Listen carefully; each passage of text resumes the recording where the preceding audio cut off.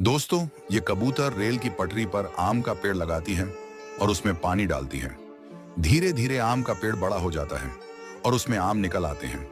लेकिन कुछ दिन बाद उसी पटरी पर एक ट्रेन आती है जिसे कबूतर रोकने की कोशिश करती है। लेकिन ट्रेन आम के पेड़ से टकरा जाती है और जिसे आम का पेड़ टूट जाता है और नष्ट हो जाता है। फिर कुछ दिन बाद उसी पेड़ से छोटा सा आम का पेड़ निकलता है।